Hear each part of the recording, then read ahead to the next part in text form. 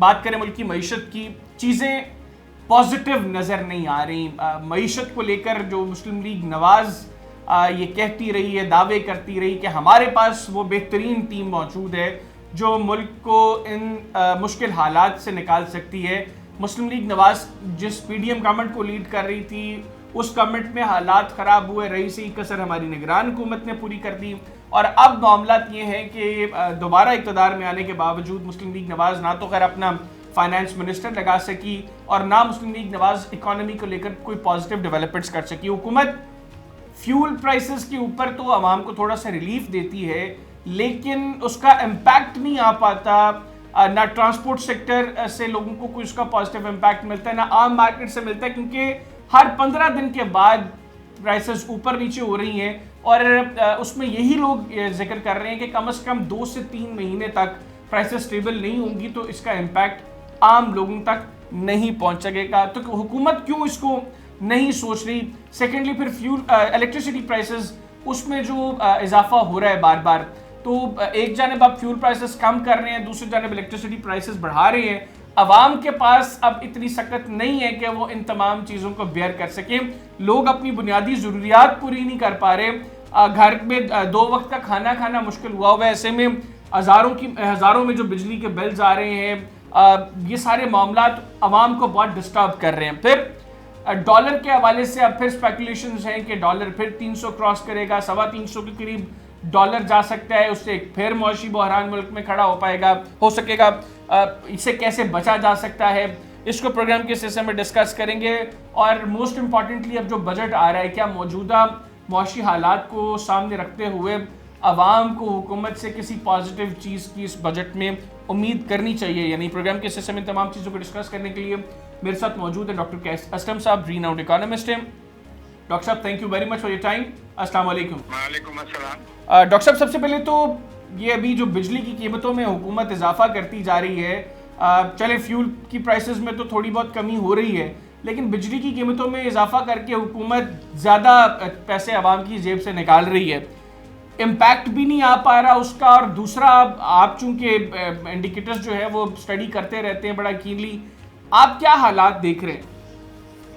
देखिए, हालात अच्छे नहीं हैं मुल्क के।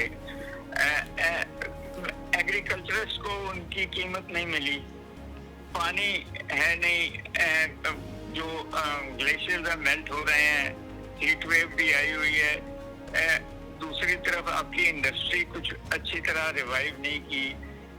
फ्यूल प्राइसेस आपने खुद ही बताया कि 15 दिनों में, तो उसका इम्पैक्ट कैसे आएगा कि अभी तो चीज़ें बन के आ गई होती हैं बाजार में, तो वो पुरानी कॉस्ट पे चलती हैं। ये इसका शायद 1 महीने पे तो आए, वरना नहीं आएगा। बाकी है कि हुकूमत खुद एक हिस्सेदार बनी हुई है और वो हर लिहाज से अपने अखराजात पूरे करने की कोशिश कर रही है। डिफिसिट आया हुआ है, टैक्स कलेक्ट हो नहीं रहा। FDR जो है उसकी अपनी कमजोरियां हैं, अमीर आदमी देने को तैयार नहीं है टैक्स। तो ये एक और अजीबोगरीब मुल्क है कि जहाँ बिजली चोरी जो है वो जो टैक्स जो बिल देता है उसके ऊपर डालते हैं, और अभी और महंगी करी जा रहे हैं। IPP का जो वो उनसे जो मुआहदे किया उनको भी रीस्ट्रक्चर नहीं कर रहे हैं। IMF की बातें भी माननी है, वो भी कह रहे हैं कि ज्यादा रेवेन्यू इकट्ठा करो। तो मेरा नहीं ख्याल कि ये इकोनॉमी के बारे में उस तरीके से सीरियस हैं इन दैट कॉन्टेक्स्ट। ये अब मिनरल्स बेचेंगे, सऊदी अरब और UAE को कह रहे हैं कि इन्वेस्ट कर लें, वो वादे कर रहे हैं, अभी तक इन्वेस्ट उन्होंने किया नहीं है। चाइना जो है उनके पास गए हैं रीस्ट्रक्चर करने के लिए। IMF कहता है कि IMF के पैसे चाइना कॉरिडोर पे नहीं खर्च हो सकते। तो पॉलिटिक्स में फंसे हुए हैं। आप अपनी जो बच्चे हैं, जो आपके एसेट है, यूथ है, उसको सीरियसली प्रोडक्टिव बना नहीं रहे। आप अपनी जमीन को प्रोडक्टिव बना नहीं रहे। आप अपने जो स्मॉल एंटरप्रेन्योर्स हैं उनको जो है लिंक नहीं कर रहे हैं इंटरनेशनल मार्केट से। 52% आपके जो GDP है वो सर्विस सेक्टर से आती है। वो भी आपको डॉलर नहीं कमा के दे रही। तो ये सारी इनएफिशिएंसी जो है जब होंगी, जब तक एम्प्लॉयमेंट जनरेट नहीं होगी, जब तक गवर्नमेंट लेकिन डॉक्टर साहब मौजूदा हालात में आपको मुस्तकबिल करीब में, चले मैं नहीं कहता 1 साल में, 2 साल में या 3 साल के अंदर आपको लग रहा है कि चीज़ें किसी तौर भी पॉजिटिव डायरेक्शन की तरफ जा सकती हैं?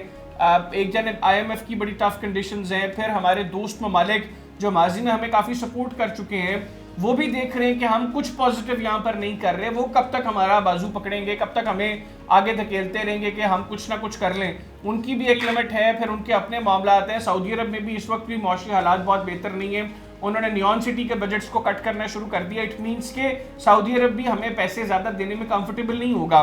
फिर चाइना के अपने CPEC के वो पॉजिटिव रिजल्ट्स नहीं मिले चाइना को, जो चाइना एक्सपेक्ट कर रहा था, अब 10 साल से ज़्यादा अरसा CPEC को हो गया। ऐसे में मतलब दोस्त ममालिक की तरफ से भी वो सपोर्ट नहीं मिल रही, फिर IMF भी टफ कंडीशंस करता जा रहा है, हुकूमत सीरियस नहीं है, तो अगले 2-3 साल में कुछ पॉजिटिव हो सकता है? आपको दिखाई दे रहा है कुछ ऐसा? देखिए, जब तक आप यहाँ के जो चारों सेक्टर्स ऑफ प्रोडक्शन है उनको प्रोडक्टिव नहीं बनाएंगे, जब तक आप एक सीरियस 5 साल की पॉलिसी नहीं देंगे इंडस्ट्रियलाइजेशन की, चीजें टैक्स लगाने से कभी पॉजिटिव नहीं हुआ करती, ना डिमांड साइड बढ़ती है, ना सप्लाई साइड कंफर्टेबल रहती है। जब डॉलर महंगा होगा तो शायद आप समझेंगे कि एक्सपोर्ट्स हो जाएंगी, वो कंपेटिटिव नहीं है। जब डॉलर सस्ता होता है तो इंपोर्ट्स बढ़ जाती हैं, वो आपका बैलेंस ऑफ पेमेंट अकाउंट्स जो हैं उनको फेवरेबल। बात ये है कि दुनिया को तो पता है ना कि आपकी जो गवर्नमेंट आई है वो पार्शियल डेमोक्रेटिक तरीकों से आई है, वो एब्सोल्यूट अवाम के मैंडेट से नहीं आई, तो वो कैसे ट्रस्ट करें? उनको भी पता है कि वैसे डॉक्टर साहब, ये जो आपने पॉइंट उठाया, एज एन इकोनॉमिस्ट आप क्या समझते हैं कि इसका इम्पैक्ट कितना है कि जो गवर्नमेंट है वो लोगों का एतमाद उसके पास नहीं है, इसका इम्पैक्ट कितना हो सकता है फॉरेन इन्वेस्टमेंट के ऊपर, फिर बरादर ममालिक की जो इमदाद है उसके ऊपर? सर देखिए, मेरा अपना ख्याल है कि सिर्फ चाइनीज को फेवर करता है ये, क्योंकि चाइनीज बड़े वो वेस्टर्न डेमोक्रेसी को नहीं मानते। उनको चाहिए ऐसे लोग जो उनसे रिश्वत लें और उनको मराते दे दें। शायद सऊदी और UAE भी इस किस्म की बात कर लें, इसलिए हम वेस्टर्न कैपिटलिस्ट के पास नहीं जाते क्योंकि वो ट्रांसपेरेंसी मांगते हैं। तो फिर मौजूदा हुकूमत आप कह रहे हैं कि चाइनीज को और मिडिल ईस्ट के जो हमारे ममालिक हैं उनको फेवर कर रही है, फिर उनको शूट कर रही है, करना चाह रही है, मगर उनकी जो शर्तें हैं वो भी कोई आसान नहीं होंगी। वो रोल ओवर तो कर देंगे, आपको सपोर्ट तो दे देंगे, मगर जो आप और मैं चाह रहे हैं कि वेलफेयर स्टेट बने, वो नहीं बनेगी। इसका वो जो अपर 5%, 7% जो इंडस्ट्रियलिस्ट हैं, कैपिटलिस्ट हैं, उनको तो फेवर मिल जाएगी वन वे और दी अदर, एक्सपोर्ट भी कर लेंगे, मगर वो जो बाकी जो मिडिल क्लास है वो पिसती जा रही है, उसको टैक्स बढ़ाते जा रहे हैं आप, उन पे बोझ ज्यादा डालते जा रहे हैं, कभी बिजली से, कभी गैस से, कभी पेट्रोल से, कभी डॉलर के पैरिटी से, और इनएफिशिएंट इकोनॉमी है, सब स्टैंडर्ड प्रोडक्ट्स आप मिलते हैं। जो बाकी 70-80% लोग हैं उनको तो मुलाजमत ही मिल जाए तो बहुत है, उनको जो है अगर मिनिमम वेज ही मिल जाए तो वो बहुत है।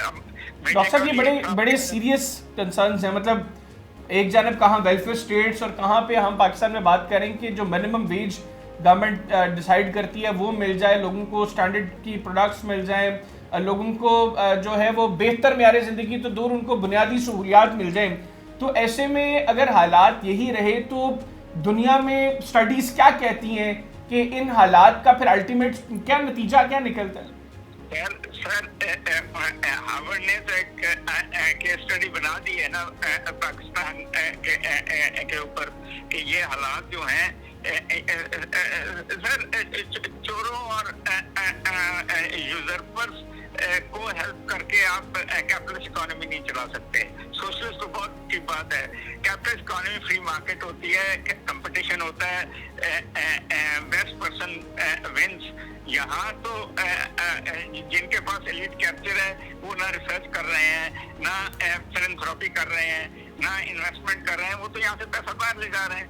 तो आप आहिस्ता आहिस्ता एक बनाना स्टेट बन जाएंगे ना, आप अफ्रीका की तरह, या लोगों पे केस बनते हैं, फिर वो अपने पार्लियामेंट के थ्रू अपने केस माफ करा लेते हैं। तो दुनिया को तो नजर आ रहा है ना कि इनके साथ कैसे यूरोपियन जो इंडस्ट्रियलिस्ट हैं वो पाकिस्तान के साथ बहुत सीरियसली एग्रीमेंट नहीं कर सक रहे।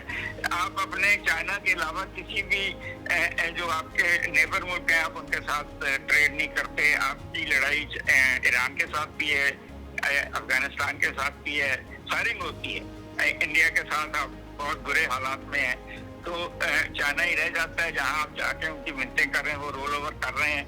मगर चाइना जो शर्तें लगा रहा है या लगाता है, उसको जमीन चाहिए, वो आप दे नहीं सकते। आप अपने मिनरल्स जो हैं वो अरबियों को बेचना चाहते हैं। तो मैं तो इस नतीजे पर पहुंचा हूं कि आप फिर से एक ईस्ट इंडिया कंपनी बनाना चाहते हैं, या हमारे जैसे रंग के लोग यहाँ से लूट के ऑस्ट्रेलिया, अमेरिका, कनाडा पैसे लेके जा रहे हैं।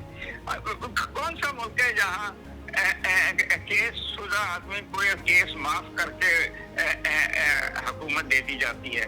ये बनाना स्टेट्स में होता है। अच्छा डॉक्टर साहब एक और बड़ा कंसर्न, आखिर में मैं उसकी तरफ जाऊंगा। अभी शहबाज राना साहब ने भी इनफैक्ट कहा कि आने वाले दिनों में डॉलर जो है वो बजट के फौरी बाद ये बड़े जंप्स लेगा और ये 328 तक जा रहा है। ये IMF कह रही, मैंने रिपोर्ट नहीं पढ़ी, शहबाज राना साहब कह रहे हैं कि IMF के पास जो मामलात हैं वो यही इंडिकेट कर रहे हैं कि डॉलर 350 से आगे जा सकता है। अगर मैं गलत नहीं तो शायद एग्जैक्टली 328 का जिक्र किया। आप समझ रहे हैं कि वाकईतन अब आने वाले दिनों में डॉलर इतना जंप करेगा? ये अभी मतलब तकरीबन 50 रुपए का जंप बनता है। पहली बात तो ये है कि जब IMF से आपने कह दिया कि फ्री फ्लोट होगा और IMF से कह दिया कि इंपोर्ट्स को आप बंद नहीं करेंगे, तो फिर और आपकी अनाज भी और आपका तेल भी और खुर्दनी तेल भी और मशीनें भी और कारें भी, ये लग्जरी आइटम भी आपने इंपोर्ट करनी है, तो उसका प्रेशर डॉलर पे पड़ेगा। एक्सपोर्ट क्या कर रहे हैं आप? आपके रेमिटेंसेस भी कम हुई हैं। अब जो बात आपने की है वो और है कि ये 5वीं PMLN की हुकूमत है। हर PMLN की हुकूमत में इनके दोस्तों के डॉलर के ऊपर और नीचे जाने 30-35 रुपए ऊपर नीचे जाते हुए पैसे बनते हैं। आप हिस्ट्री खोल के देख लें, सरताज अजीज के जमाने से लेके जब उन्होंने ये बैन किए थे अकाउंट्स और डार साहब के, और अभी भी तो मुझे तो नजर आता है कि इसने ऊपर भी जाना है और 30-35 रुपए नीचे भी आना है, और लोगों ने पैसे बनाने हैं। That is the only way. जो वरना कहाँ कौन सी इन्वेस्टमेंट जो है 22% पे इंटरेस्ट रेट पे आपको 20-30 रुपए पर डॉलर मुनाफा दे देगी, $100 की, और ब्लैक मनी भी है, टैक्स एवेजन नहीं तो आप क्या कह रहे हैं फिर? ये पहले एक बार नीचे आएगा फिर ऊपर जाएगा?